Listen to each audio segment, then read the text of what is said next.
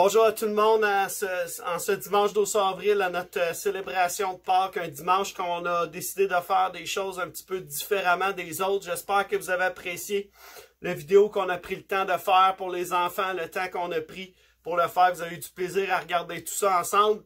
Et ce matin, j'avais juste à cœur qu'on puisse débuter cette réunion avec un chant que j'avais sur mon cœur durant cette semaine, le chant « À jamais ». Et on va prendre cette version qui existe déjà d'une amie à moi, Sephora Bastrache, qui a fait la traduction, l'adaptation de ce chant-là. Et juste là où vous êtes, on va prendre un 5 minutes. Levez-vous si vous avez à cœur de vous lever. Prenez le temps d'adorer, de louer Dieu avec ce chant-là. Les paroles vont apparaître également à l'écran. Donc, tout est là pour qu'on puisse avoir un temps juste pour le louer avant de rentrer dans le message ce matin. Alors, là où vous êtes, juste arrêtez-vous et prenez ce temps-là, ces 5 minutes-là. Ensuite, on va se retrouver ensemble pour le message.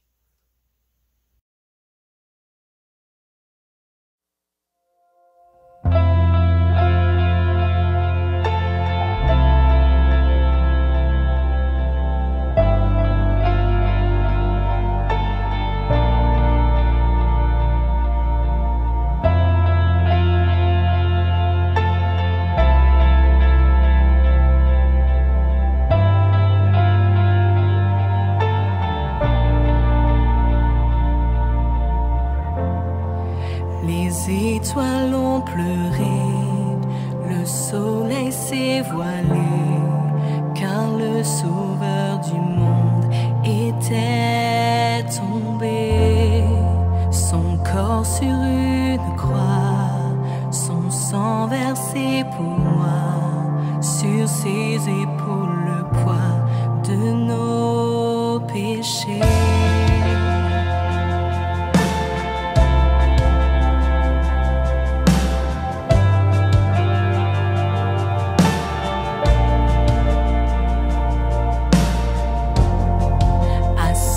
Tout dernier souffle, le ciel s'est détourné, le Fils de Dieu gisait dans les ténèbres, une guerre dans le tombeau, livrée contre la mort, pour terrasser l'enfer à jamais.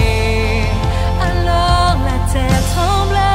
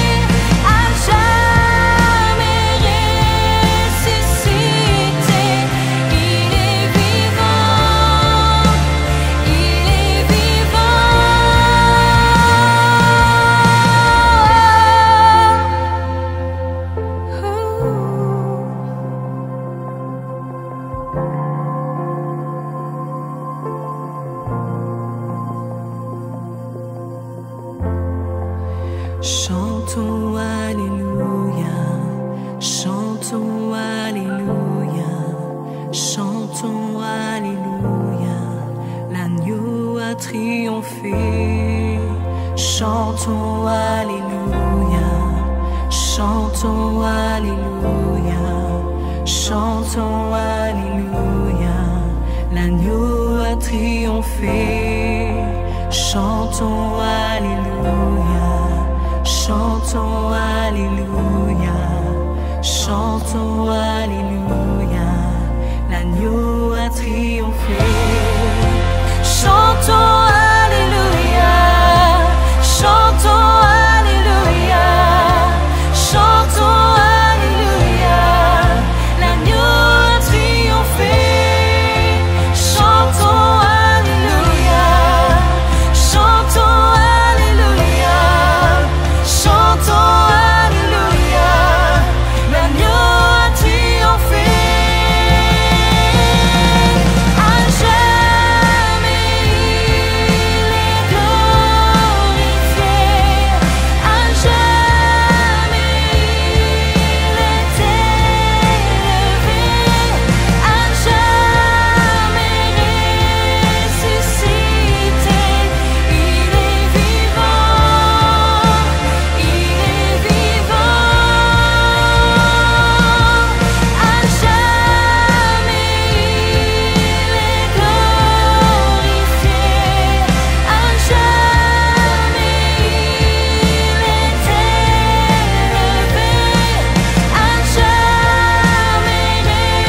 ressuscité. Il est vivant, il est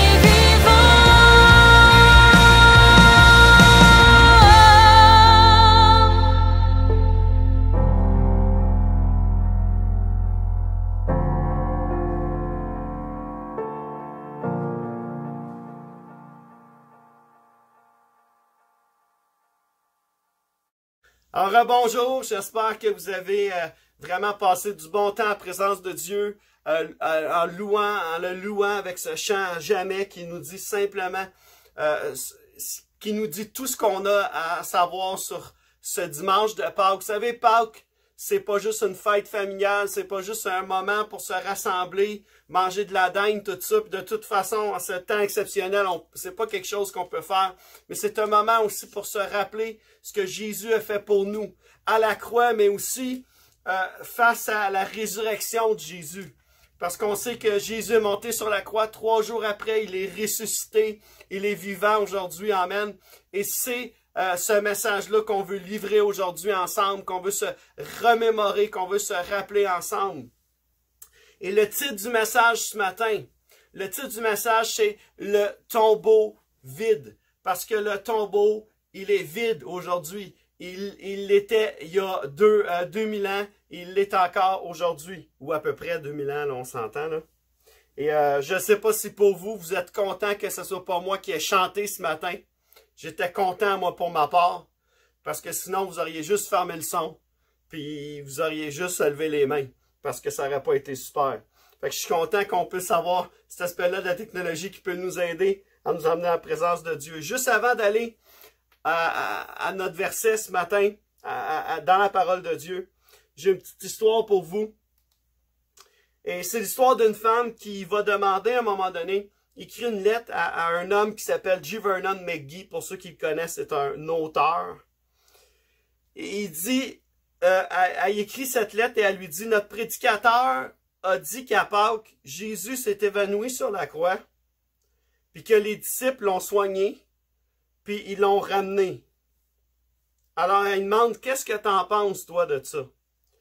Alors McGee, il va répondre à cette femme-là, il va dire, chère sœur, battez votre prédicateur avec un fouet en cuir de 39 coups lourds, clouez-le sur une croix, pendez-le au soleil pendant 6 heures, lancez une lance dans son cœur, embaumez-le, mettez-le dans un tombeau sans air pendant 3 jours, ensuite, voyez ce qui se passe. Intéressant de voir la question de la femme, de dire, on fait quoi avec une opinion comme celle-là? Et la réponse de cet homme, de cet auteur, a été simplement d'expliquer à cette femme, après tout ce que Jésus a passé à travers, après tout ce que Jésus a vécu, qu'il l'expérimente, voir si c'est vraiment ce qui s'est passé. Et on sait que Jésus est monté sur la croix. On sait que Jésus est monté sur la croix pour toi et moi. On sait que Jésus est monté sur cette croix-là pour nous libérer. Amen. Et je veux juste vous lire quelques citations ce matin.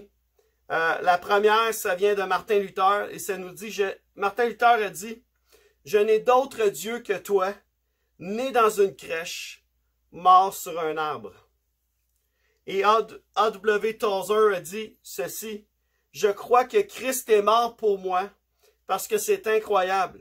Je crois qu'il est ressuscité des morts parce que c'est impossible. » Et c'est ça la foi, c'est ça Pâques, c'est ça la réalité de la fête que l'on célèbre. Pourquoi on célèbre Pâques? C'est pour se rappeler que Jésus est monté sur la croix 3 jours après, il est ressuscité. Et Matthieu chapitre 27, versets 50 à 54, qu'on va lire ensemble. Matthieu chapitre 27, versets 50 à 54, c'est vos Bibles, tournez avec moi. Je vais le lire pour vous. Mais ça dit ceci. Ça nous dit, Jésus poussa de nouveau un grand cri et rendit l'esprit. Une fois qu'il était sur la croix, là, après qu'il soit sur la croix, il dit, Jésus poussa de nouveau un grand cri et rendit l'esprit. Et voici que le voile du temple se déchira en deux depuis le haut jusqu'en bas. La terre trembla, les rochers se fendirent, les tombeaux s'ouvrirent et les corps de plusieurs saints qui étaient morts ressuscitèrent. Étant sortis des tombes, ils entrèrent dans la ville sainte après la résurrection de Jésus et apparurent à un grand nombre de personnes. Verset 54, à la vue du tremblement de terre, et de ce qui venait d'arriver, l'officier romain et ceux qui étaient avec lui, pour garder Jésus, furent saisis d'une grande frayeur et dirent, « Cet homme était vraiment le Fils de Dieu. » Amen! On voit ici cet aspect-là que Jésus est monté sur la croix, mais on voit que après tout ce qui s'est passé, après tout ce qui venait d'arriver, même ceux qui ne croyaient pas, même ceux qui étaient qui étaient perplexes face à ce qui était en train d'arriver, il est arrivé quelque chose à ce moment-là où Jésus a expiré. Parce que la mort sur la croix a une puissance. Parce que la mort sur la croix est une puissance pour nous. Et une folie pour les hommes, la Bible va dire. Jean chapitre 20, versets 2 à 8, qu'on va lire ensemble. Jean chapitre 20, versets 2 à 8. Et on voit, là, alors qu'on a vu ce que la croix produit, ce que la croix fait, que même ceux qui ne croyaient pas ont dit, cet homme était vraiment le Fils de Dieu. Après ce qu'on vient de voir, on peut juste attester que c'était vraiment le Fils de Dieu. On va voir que 3 jours après, le tombeau était vide.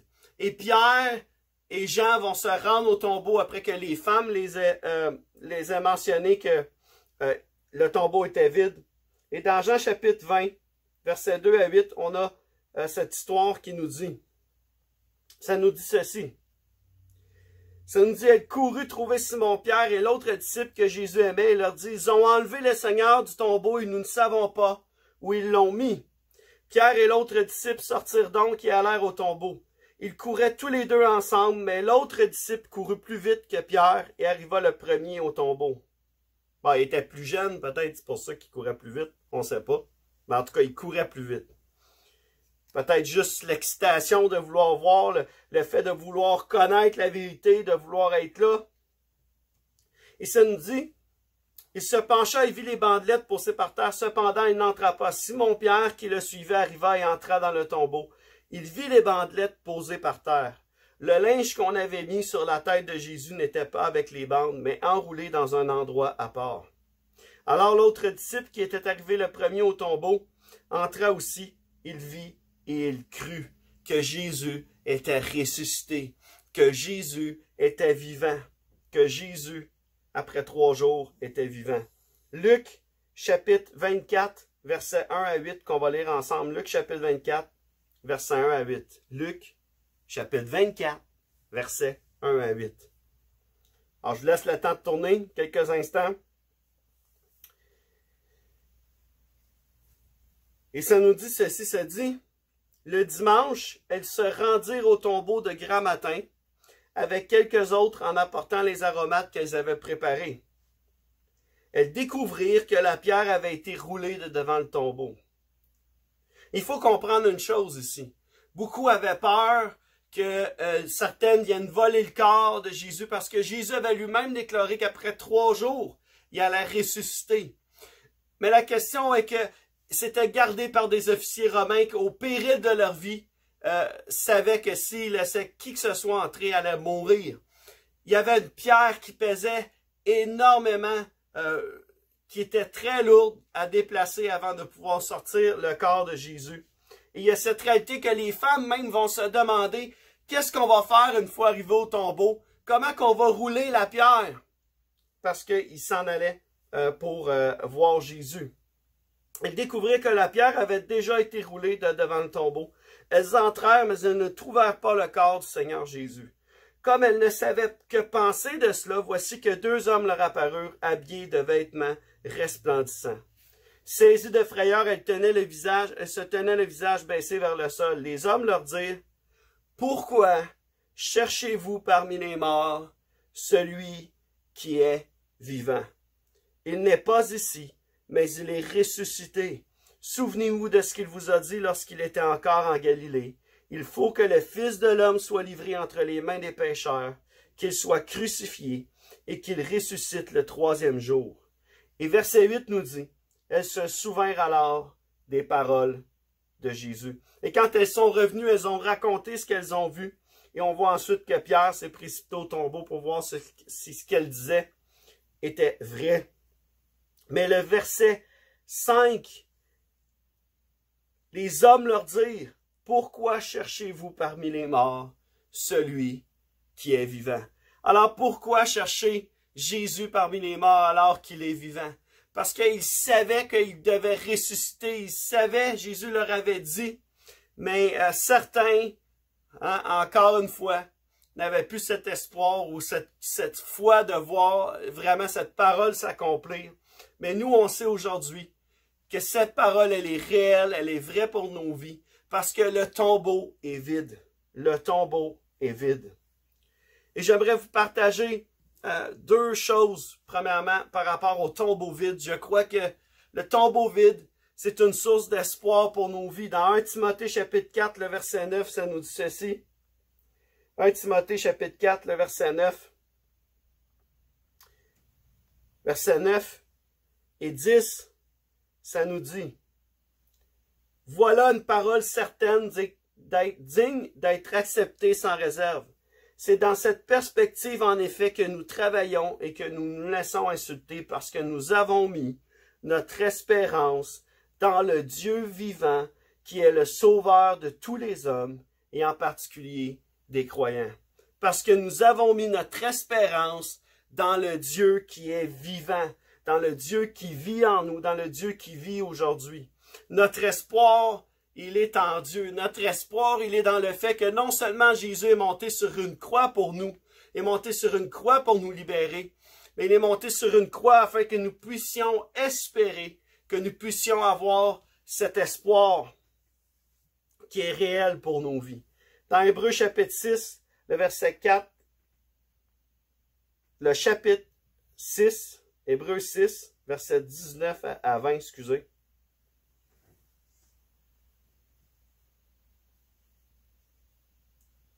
Hébreux 6, 19 à 20, ça nous dit, « Cette espérance, nous la possédons comme une ancre solide et sûre de l'âme. Elle pénètre derrière le voile, là où Jésus, établi grand prêtre pour toujours à la manière de Melchisédek, est entré pour nous en précurseur. Cette espérance, nous la possédons comme une ancre solide et sûre de l'âme. » Amen. On a cet espoir. Le tombeau vide, c'est l'espoir d'une vie meilleure, l'espoir d'une vie en abondance, l'espoir d'une vie libre, l'espoir d'une vie libre de tout péché, l'espoir d'une vie libre de tout fardeau, parce que Dieu est là pour nous, parce que Dieu est là et il est vivant, parce que Jésus est ressuscité. Il a eu la victoire. Et je veux qu'on regarde ensemble une histoire dans Luc chapitre 24, versets 13 à 26 et versets 30 à 32 qu'on va lire. On voit l'histoire des disciples d'Emmaüs. Des disciples d'Emmaüs parce que c'est les disciples qui se rendaient à Emmaüs. On ne sait pas c'est qui les 2 disciples en question. On sait par contre qu'ils étaient avec Jésus, parce que la Bible nous dit qu'ils sont allés vers les autres disciples pour leur dire ce qu'ils venaient de vivre. On ne sait pas c'est qui les deux disciples dont on parle ici, mais dans Luc chapitre 24, les versets 13 à 26, on peut lire cette histoire-là.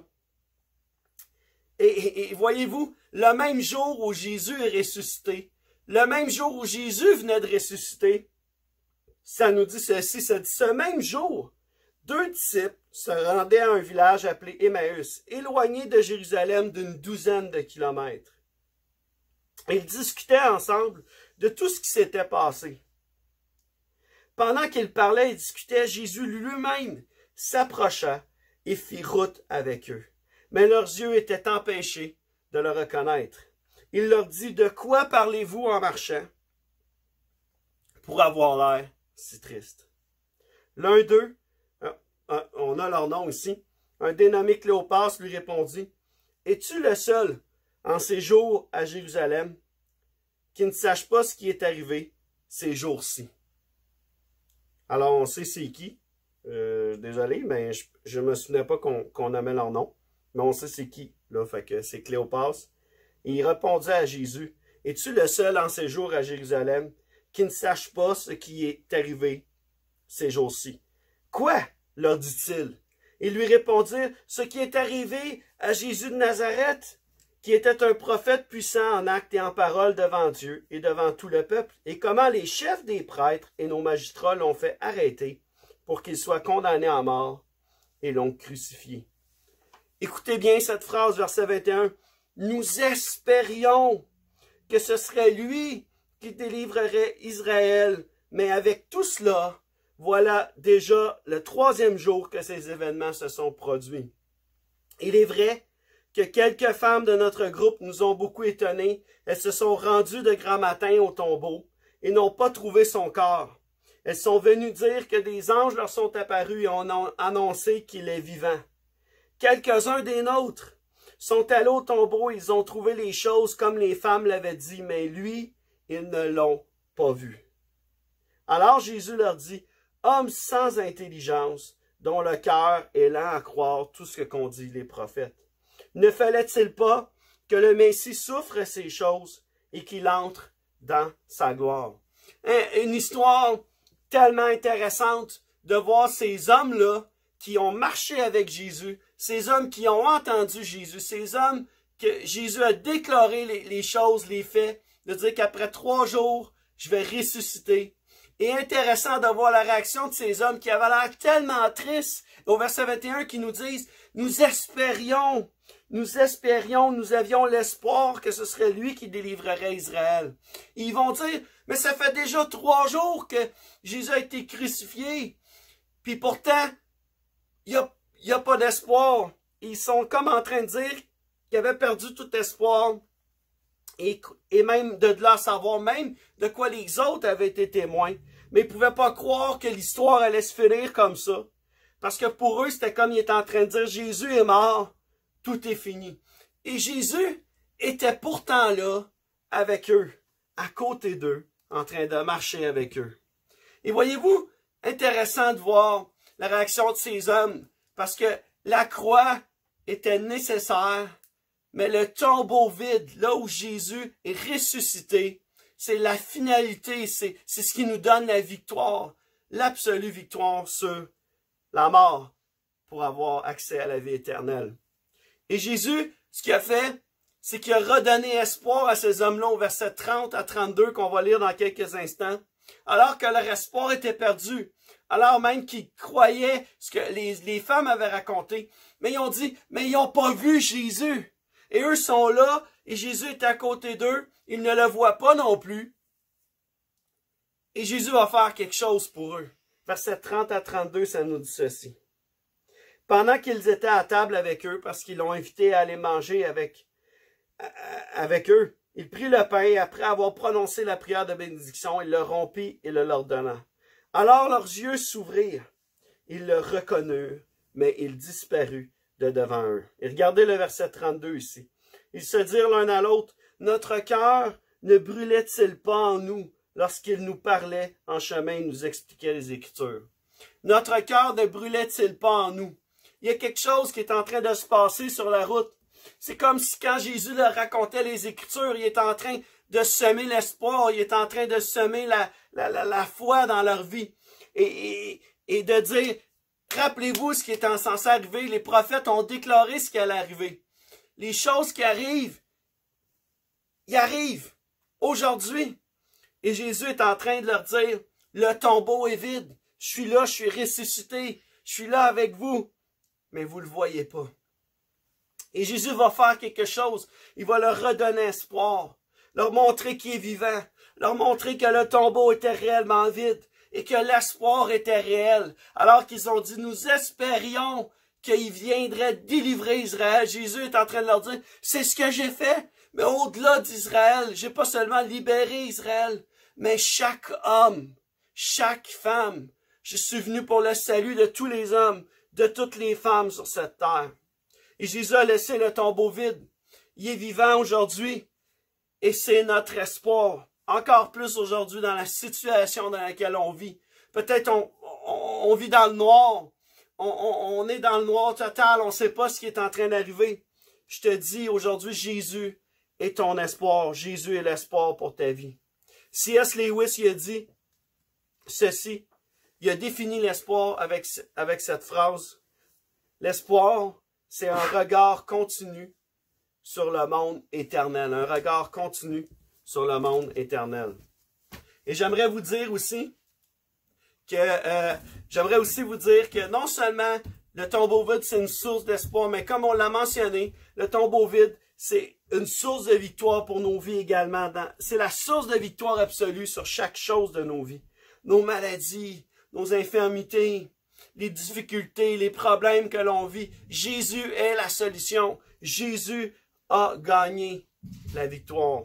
1 Corinthiens chapitre 15, versets 54 à 57. 1 Corinthiens chapitre 15, versets 54 à 57. Et alors que je m'approche de la fin de mon message, j'aimerais juste vous rappeler que on aimerait ça prendre la communion ensemble. Je sais que ça va faire spécial de la prendre comme à distance comme ça. Mais on avait juste à cœur de pouvoir le faire ensemble pour se rappeler ce que Jésus a fait. Parce que le but de la communion, c'est de se rappeler ce que Jésus a fait, le sacrifice qu'il a donné à la croix pour vous et moi. Et si vous avez l'occasion, juste prendre le temps de préparer votre jus de raisin, votre pain, pour qu'on puisse le prendre ensemble à la fin du message. 1 Corinthiens chapitre 15, versets 54 à 57, nous dit ceci. Un instant, ce sera pas long. Ça nous dit, lorsque ce corps corruptible aura revêtu l'incorruptibilité, que ce corps mortel aura revêtu l'immortalité, alors s'accomplira cette parole de l'Écriture, la mort a été engloutie dans la victoire. Mort, où est ton aiguillon? Où est ta victoire dans certaines versions? Enfer, où est ta victoire? L'aiguillon de la mort, c'est le péché. Et ce qui donne sa puissance au péché, c'est la loi. Mais Jésus est venu accomplir la loi à la croix. Mais que Dieu, verset 57, mais que Dieu soit remercié, lui qui nous donne la victoire par notre Seigneur Jésus-Christ. Et si on va ensemble dans Colossiens chapitre 2, Colossiens chapitre 2, le verset 13 à 15. Colossiens chapitre 2, verset 13 à 15. Ça nous dit ceci. Ça dit, vous qui étiez morts en raison de vos fautes et de l'incirconcision de votre corps, il vous a rendu à la vie avec lui. Il nous a pardonné toutes nos fautes. Il a effacé l'acte rédigé contre nous qui nous condamnait par ses prescriptions, et il l'a annulé en le clouant à la croix. Il a ainsi dépouillé les dominations et les autorités, et les a données publiquement en spectacle en triomphant d'elles par la croix. La croix, c'est signe de notre victoire, c'est source de notre victoire, et le tombeau vide est encore plus source de notre victoire, parce que sans la croix, il n'y aurait pas eu de tombeau vide.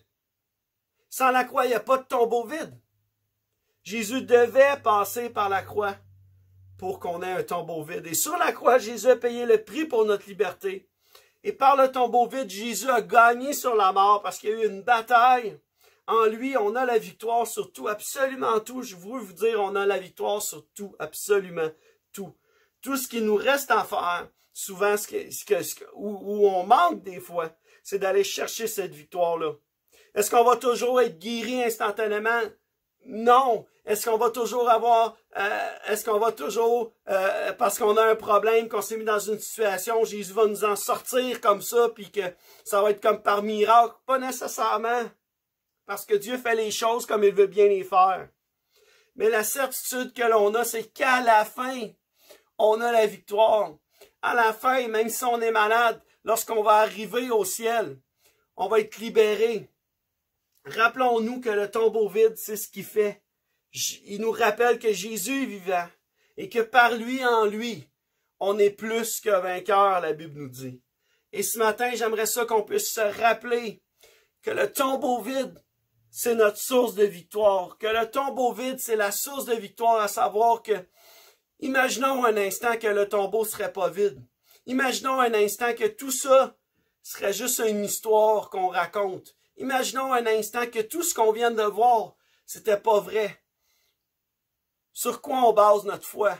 Sur quoi on base nos croyances? Est-ce que je serais ici devant vous si ça serait pas vrai? Moi, j'ai bien de la difficulté à croire que je serais là devant vous en train de vous partager ça si le tombeau vide ne serait pas une réalité pour ma vie. Parce que j'ai vu à plusieurs reprises Jésus agir. J'ai vu à plusieurs reprises le Jésus qui est vivant dans la parole de Dieu agir dans ma vie et faire l'œuvre qu'il devait faire. Pas qu'il devait, mais qu'il pouvait faire, qu'il pouvait m'aider à faire. Quelqu'un, Stephen Gilbranson, a dit ceci. Comme il a cité, il a dit ceci. Il a dit, à cause de la croix, on ne se bat plus pour une position de victoire. On se bat depuis une position de victoire. Voyez-vous, la croix, c'est une puissance. La croix, c'est là que Jésus a payé le prix qui nous a donné la victoire. Mais encore au-delà de la croix, le tombeau est vide. Et on sait que le Dieu que l'on sert aujourd'hui, il est vivant, qu'il est source d'espoir et source de victoire dans nos vies. J'aimerais peut-être terminer avec cette citation de John S. Whale, le théologien et historien. Et il a écrit ceci. Il a dit, « Les évangiles n'expliquent pas la résurrection.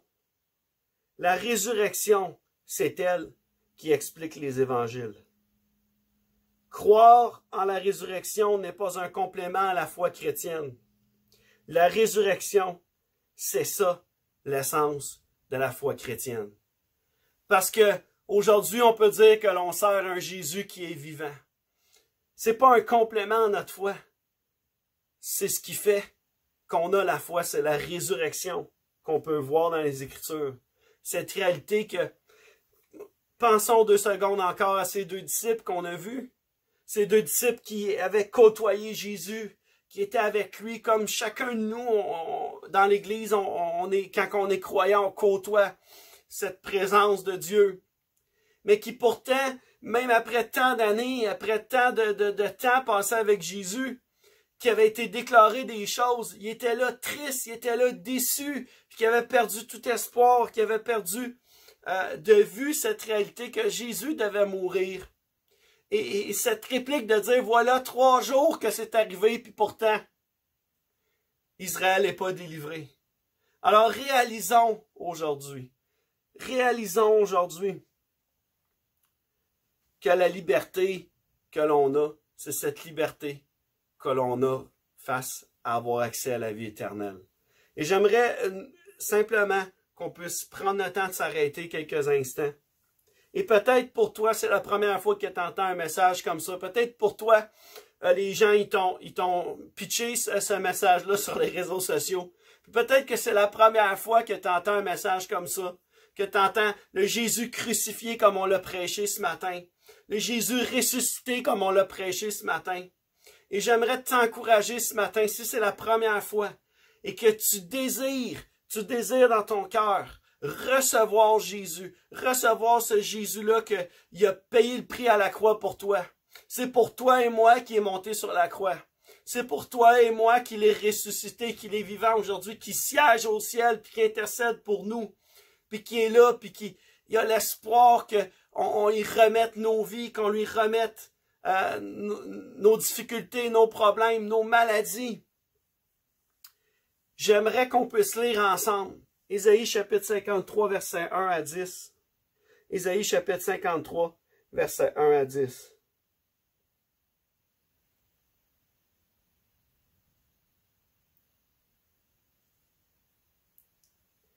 Et j'aimerais te dire ce matin que si tu désires donner ta vie à Jésus, tu n'as pas besoin d'aller dans une église. De toute façon, tu ne pourrais pas.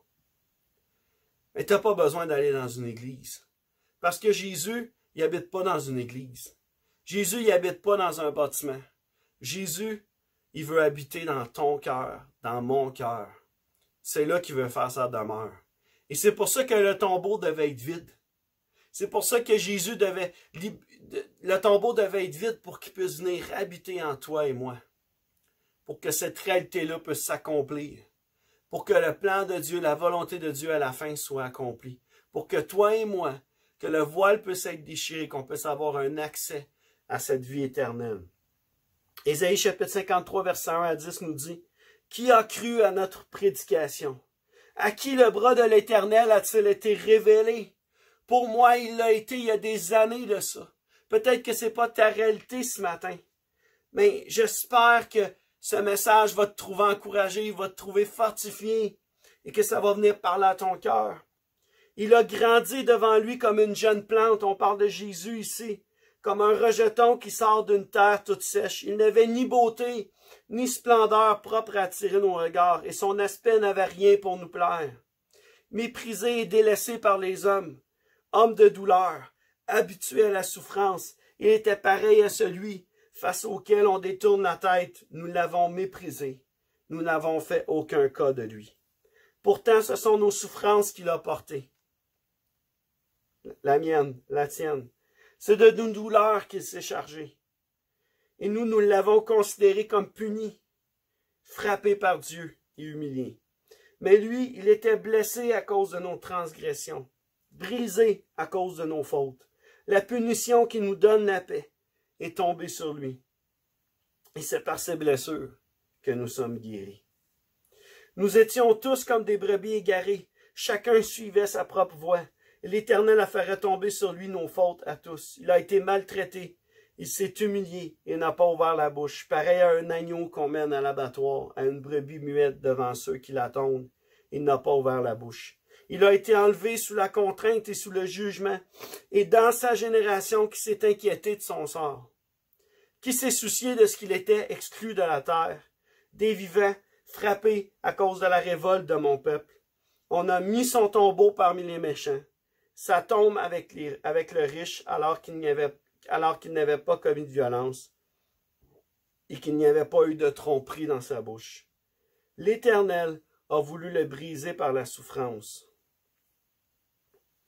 Si tu fais de sa vie un sacrifice de culpabilité, il verra une descendance et vivra longtemps, et la volonté de l'Éternel sera accomplie par son intermédiaire. Et c'est de Jésus dont on parle, de ce Jésus qu'on parle depuis le début. Ici, cette parole d'Ésaïe chapitre 53, verset 1 à 10, fait juste nous rappeler comment Jésus, le sacrifice que Jésus a fait à la croix pour toi et moi, le prix que Jésus a payé à la croix, afin qu'on puisse avoir la paix, afin qu'on puisse avoir accès à cette paix-là. Et ce matin, j'aimerais peut-être terminer pour ceux qui nous écoutent, puis peut-être vous entendez un message comme ça pour la première fois. C'est pas la première fois, mais ce matin, il y a quelque chose qui vient vous chercher dans ce message-là. Puis vous recherchez l'espoir. Vous recherchez une victoire sur les situations de vos vies. Vous voulez être libéré du poids qui pèse sur vos épaules. J'aimerais juste faire une simple prière avec vous ce matin. De toute façon, il n'y a personne qui vous regarde, là. Vous êtes seul chez vous. Personne ne peut savoir ce que vous faites seul chez vous. Et la seule chose que ça va faire, c'est que vous allez laisser Jésus entrer dans vos vies. Et c'est la plus belle chose qui m'est jamais arrivée. Et c'est la plus belle chose qui peut jamais vous arriver. Je vous le dis, ça vaut la peine d'essayer. Ça vaut la peine, ça coûte rien, c'est gratuit. Et ça donne ça donne cette paix-là dont on vient de lire. La paix que Jésus nous a donné accès par la croix, nous a donné accès à cette paix-là. Alors, juste ferme les yeux là où tu es, puis juste répète cette prière. Papa, je te remercie que tu as envoyé ton Fils sur la croix. Aujourd'hui, je te demande pardon pour mes péchés, je te demande pardon pour mes fautes, pour mes manquements. Et dans mon cœur, je te demande de venir prendre la place qui te revient dans mon cœur. Merci pour le sacrifice sur cette croix, pour le prix payé à la croix pour moi. Et je te demande aujourd'hui de venir habiter dans ma vie comme mon Sauveur et Seigneur dans le nom de Jésus. Amen. Amen. Enfin, maintenant qu'on a fait cette prière-là ensemble, peut-être que je veux juste prendre le temps. À l'église, on a l'habitude, et je sais que ceux qui nous écoutent de l'église, mais ceux peut-être qui nous écoutent, vous ne venez pas à l'église parce qu'avec tout ce qui se passe aujourd'hui sur les réseaux sociaux, c'est tellement facile d'avoir accès aux messages ou aux choses comme ça. On a l'habitude de juste prendre une communion ensemble, de pouvoir prendre le jus de raisin ensemble et le pain. Et le pain symbolise le corps de Jésus à la croix. Et le jus symbolise le sang qui a coulé à la croix pour nos péchés, le sang qui nous a libérés. Et ce matin, je t'invite à prendre du jus de raisin et le pain. Et j'aimerais juste ça qu'on puisse prendre le temps de pouvoir prendre le pain et le jus ensemble ce matin pour se rappeler ce que Jésus a fait à la croix. Et on va terminer avec ça. On va terminer avec la communion ce matin. Mais j'aimerais qu'on puisse le faire. Et alors peut-être que je te laisse juste quelques secondes pour aller prendre tes choses. J'aimerais simplement ça qu'on puisse prier pour le corps, pour le pain, parce que Jésus a donné sa vie, Jésus a donné son corps à la croix pour que toi et moi on puisse avoir cette liberté d'être sauvés ensemble. Alors on va juste fermer les yeux là où on est. Papa éternel, on veut te remercier pour ton corps à la croix qui a été donné pour nos péchés, qui a été donné pour nous libérer, qui a été donné pour notre libération. Et on te prie que tu puisses aujourd'hui venir faire en sorte qu'on puisse... par tes meurtrissures, on est guéri. Saisissons cette guérison, saisissons cette victoire, parce que tu es source d'espoir, source de victoire pour nos vies. Alors juste prenons le pain ensemble. Le mien est sec, parce que ça fait longtemps qu'il est là.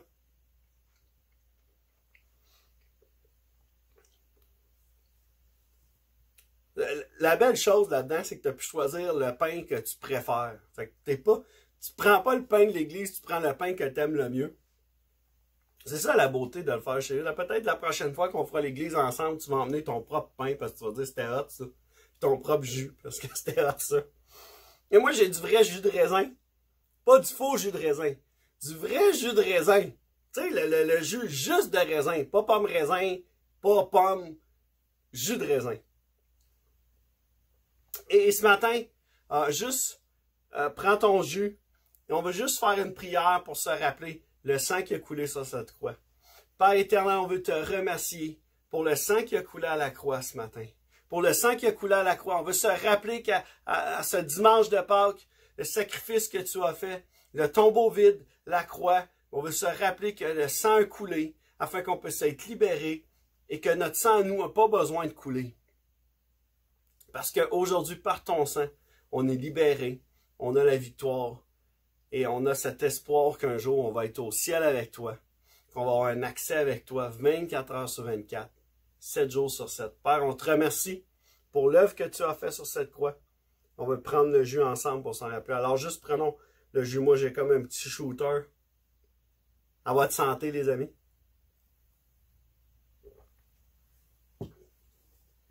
Alors, merci Jésus. Maintenant, on termine avec un mot de prière. Papa éternel, on veut te remercier pour ce dimanche de Pâques, cette célébration qu'on a pu vivre ensemble. Et en terminant, on veut juste te remercier de cette parole qui a été partagée. Et Père, je te prie vraiment que tu puisses toucher chacun des cœurs qui a besoin d'être touché. Des fois, c'est difficile dans ce temps de Pâques de ne pas pouvoir se rassembler en famille, de ne pas pouvoir se réunir. Mais Père, tu es toujours avec nous. Et on veut te remercier pour le sacrifice, pour Pâques, pour la résurrection, pour le sacrifice à la croix, le prix payé pour nos péchés. On sait que tu es source de victoire et ce matin, je te prie que tu puisses, qu'on puisse réaliser qu'on a la victoire sur toutes choses, on a gagné sur toutes choses déjà. Et Père, on te remercie pour les guérisons, pour les miracles qui s'en viennent dans nos vies. pour les choses que tu es en train de mettre en place, pour cette saison qu'on est en train de vivre. On veut te remercier et on te remercie de tout ce qui a été fait pour nous. Et dans le nom de Jésus, on a prié. Amen. Amen. Je veux vous encourager. Je sais que ça fait spécial d'avoir une célébration de Pâques comme on a vécu ce matin. Soyez fortifiés, soyez grandement encouragés. On a hâte de vous revoir. Je sais que ça ne sera pas nécessairement tout de suite, mais on a hâte de vous revoir. On vous aime. On lâche pas, on continue. Et rappelez-vous, c'est ce que Jésus a fait pour toi et moi.